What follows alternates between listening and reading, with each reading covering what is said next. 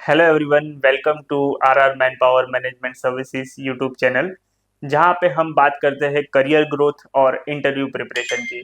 मैं हूं Ritvik Parikh, CEO and founder of RR man power management services. तो आज हम बात करने वाले एक और common interview question, what are your strength and weakness. क्या आप श्योर नहीं है कि उसका आंसर कैसे देना है? तो आज मैं आपको प्रोफेशनली आंसर कैसे देना है वो सिखाने वाला हूँ, step by step, make it professional.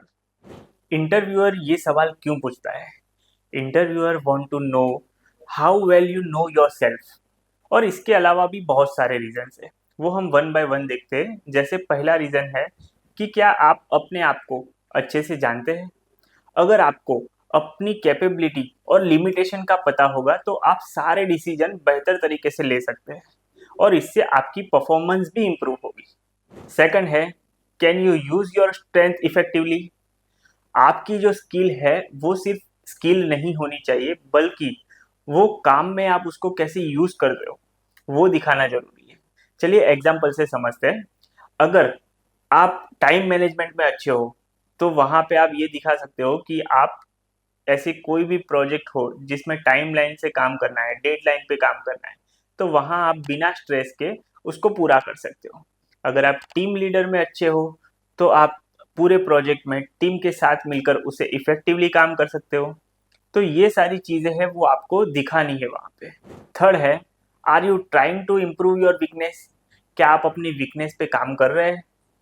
कोई परफेक्ट नहीं होता, लेकिन सीखने का एटीट्यूड जरूरी है। जैसे कि आपको पब्लिक स्पीकिंग में प्रॉब्लम आ रही है तो आप कोई कोर्स ज्वाइन करके या बुक्स रीडिंग वगैरह करके आप पब्लिक स्पीकिंग सीख सकते हो।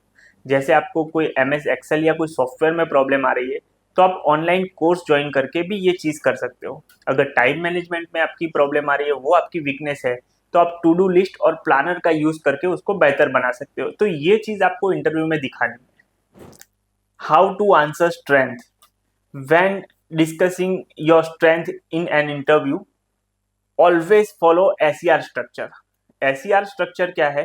तो S यानी स्ट्रेंथ, E यानी एग्जाम्पल एंड R यानी रिलीवेंस। चलिए कुछ एग्जाम्पल से समझते हैं। पहला एग्जाम्पल लेते हैं decision making and problem solving का।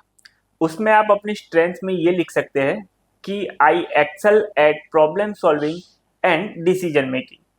एग्जाम्पल के तौर पे आप उनको ये बता सकते हो कि मैं मेरी प्रीवियस जॉब में जहाँ पे काम कर रहा था तो वहाँ पे एक प्रोजेक्ट में अचानक से क्लाइंट की रिक्वायरमेंट चेंज हो गई। तो मैंने उस टाइम पे वो पूरी सिचुएशन को एनालाइज किया और मेरी टीम के साथ मिलकर डिस्कस करके मैंने वो प्रोजेक्ट टाइम से पूरा किया। तो इसमें रिलीवेंस क्या है? तो रिलीवेंस ये है कि हर कंपनी को ऐसा एम्प्लॉय चाहिए जो अनएक्सपेक्टेड, जो ऐसी सिचुएशन, जो ऐसी चैलेंजेस आती है उसको इफेक्टिवली हैंडल कर सके और अपने टीम के साथ मिलकर डिसीजन अच्छे से ले सके। तो ऐसा एम्प्लॉय हर कंपनी को चाहिए। सेकंड है लीडरशिप एंड टीम मोटिवेशन। तो वहाँ पे आप स्ट्रेंथ में ये लिख सकते हो कि I have a strong leadership skill and can motivate a team effectively. वहाँ पे आपको एग्जाम्पल क्या देना है? तो जहाँ पे भी आप एग्जाम्पल दे रहे हो तो वहाँ पे अपने पास्ट एक्सपीरियंस को दिखाना है। जैसे यहाँ पे आप ऐसे बोल सकते हो कि मैं जब टीम लीड था तो मैंने मेरे सभी टीम मेंबर को इनकरेज किया, मैंने उनकी मेहनत, उनके काम को रिकॉग्नाइज किया और ओपन कम्युनिकेशन को बढ़ावा दिया, जिसकी वजह से मेरी टीम की प्रोडक्टिविटी में 20% इंक्रीज हो गई। तो ये एक अच्छा नंबर है, ये अच्छी चीज़ है जो आप बता सकते हो। रिलीवेंस क्या है? तो एक अच्छा लीडर अपनी टीम को अच्छे डायरेक्शन में, राइट डायरेक्शन में हमेशा गाइड करता है, जिससे क्या होता है कि उनका काम बेहतर और इफेक्टिवली हो जाता है। थर्ड एग्जाम्पल है एडेप्टेबिलिटी एंड क्विक लर्निंग का।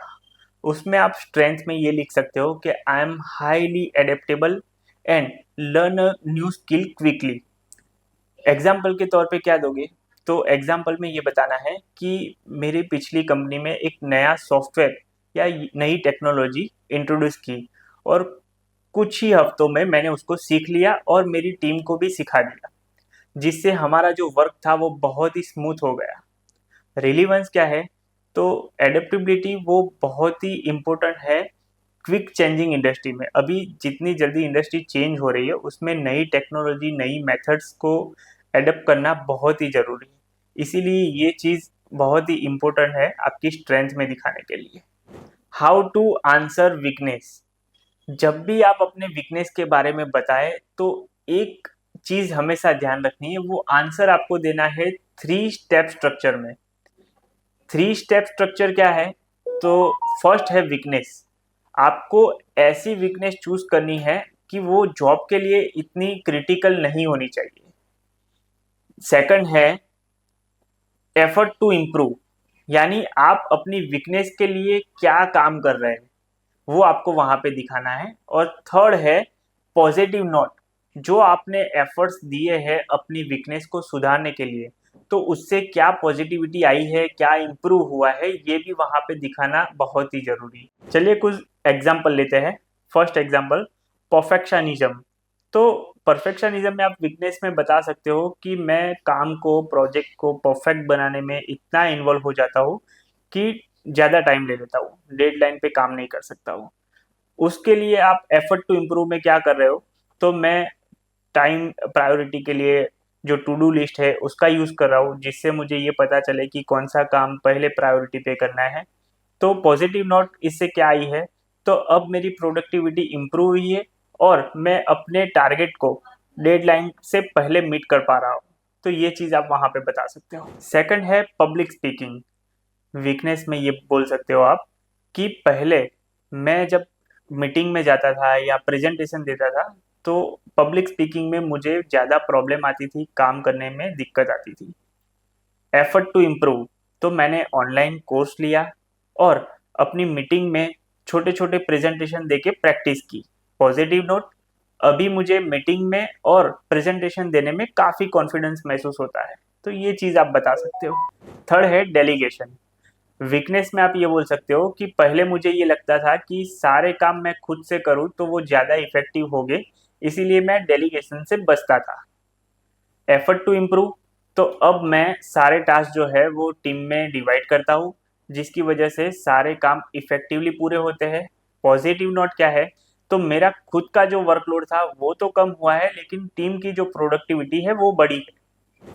की टेक अवेज, पहला, वीकनेस को ऑनेस्टली बताएं लेकिन ओवर नेगेटिव ना होने दें। सेकंड, आप वीकनेस के ऊपर जो एफर्ट्स डाल रहे हैं, उसको सुधारने के लिए जो एफर्ट्स डाल रहे हैं उसको हाईलाइट करें। और थर्ड है पॉजिटिव एंडिंग। पॉजिटिव एंडिंग से इंटरव्यूअर को ये लगेगा कि आप ग्रोथ माइंडसेट रखते हो। इस तरह से अगर आप आंसर दोगे तो इंटरव्यूअर को आप स्मार्ट और ग्रोथ ओरिएंटेड कैंडिडेट लगोगे। इससे आपका ये जो स्ट्रेंथ और वीकनेस वाला जो पार्ट है वो पूरा अच्छे से क्लियर हो जाएगा। दोस्तों, तो आप समझ गए होंगे कि व्हाट आर योर स्ट्रेंथ और वीकनेस का आंसर इफेक्टिवली कैसे देना है। तो आपको ये वीडियो यूजफुल लगा है तो चैनल को सब्सक्राइब करें, लाइक करें और ज़्यादा से ज़्यादा शेयर करें। नेक्स्ट वीडियो में हम मिलते हैं, तब तक के लिए thank you. Keep learning, keep growing.